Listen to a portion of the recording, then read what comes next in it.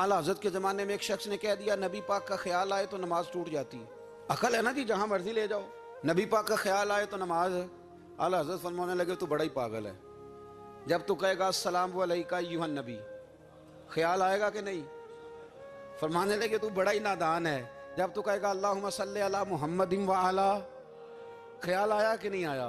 फरमाने लगे तू नबी पाक की बात करता है, नमाज में तो अब्बा अम्मा का भी ख्याल आता है, रब्बना ग़फ़िरली वाली वालिदैया। फरमाने लगे रब्बे के ख्याल से नहीं टूटती तो मदीने वाले के ख्याल से कैसे टूट गई?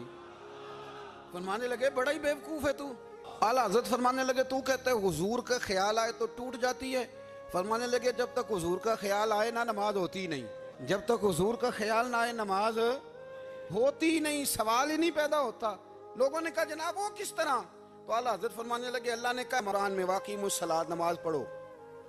ये नहीं बताया कितनी पढ़नी है, और ये भी नहीं बताया फजर की कितनी पढ़नी है, ये भी नहीं बताया जोहर की, ये भी नहीं बताया क़याम कैसे करना है, हमें ये भी नहीं बताया रुकू कैसे करना है। हमें पता कैसे पता चला? जब सहाबा ने कहा ना रब कहता है नमाज पढ़े तो कैसे पढ़े, तो हुजूर फरमाने लगे नमाज उस तरह पढ़ो करो जिस तरह मुझे पढ़ते हुए देखते हो। तो कहा ये तो कैसी अजीब बात कर रहा है कि नबी करीम सल्लल्लाहु अलैहि वसल्लम का ख्याल आए। और फिर बड़ी मजेदार बात, एक शख्स ने आला हज़रत से आके ना, उस जमाने में ना एक आर्या मजहब होता था, अब अल्लाह का शुक्र है वो कोई नहीं। आर्या आ गया आला हज़रत के पास, आके कहने लगा कि फ़र्ज की अहमियत ज़्यादा है कि सुन्नत की? तो आला हज़रत फरमाने लगे भाई अहमियत तो फ़र्ज की ज़्यादा है। तो कहने लगे आपका वज़ू तो फिर सुन्नत से शुरू होता है। वज़ू में पहला फ़र्ज है मुंह धोना, और आप सबसे पहले हाथ धोते हैं, ये भी सुन्नत। नाक में पानी डालना ये भी, कुल्ली करना ये भी। मेरी बात की समझ आ रही है? उसने कहा ये आप अजीब लोग हैं, फ़र्ज अगर बड़ा है तो पहले फ़र्ज होना चाहिए था। समझ आ रही है मेरी बात की?